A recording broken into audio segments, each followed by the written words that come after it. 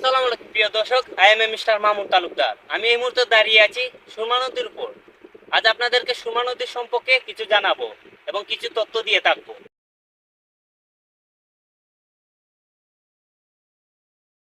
চলুন বিসমিল্লাহ বলে শুরু করা যাক। সুরমা নদী বাংলাদেশের উত্তর পূর্বে কোণে অবস্থিত।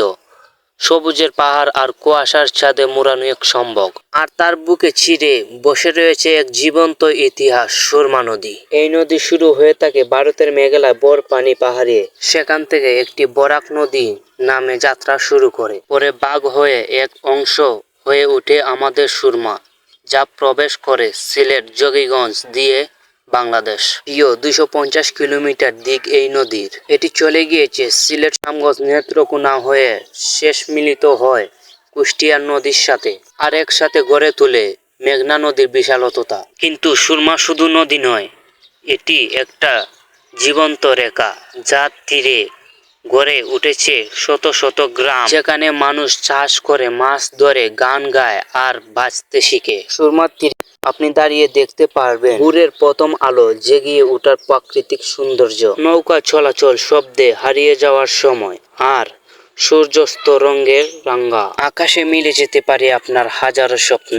বর্ষাকাল আসলে এই নদী পেয়ে থাকে নিজের নতুন জীবন। শীতকাল আসলে তার সৌন্দর্য আরো দ্বিগুণ হয়ে থাকে। তার কাছে গেলে মনে হয়ে থাকে একদম নীরব আর একটি শান্তিশীল নদী। সুরমা নদী শুধু প্রাকৃতিক সৌন্দর্য উপহার নয়, এটা সিলেটের অংশ বা বাংলার গর্ব।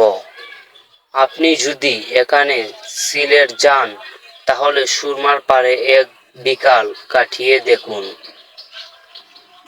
জীবনের আসল সৌন্দর্য খুঁজে পাবে। ভিডিওটি শেষ হওয়ার আগে আপনি একটি গান শুনে যেতে পারেন সুরমা নদী সম্পর্কে। সুরমা নদীর ফারোবারি, শাহজালালের উত্তরসূরি, আমরা হকল সিলটি, আমরা হকল সিলটি। অবস্থা ভাই ও বোনের, আপনারা হকল ভালো আছেননি?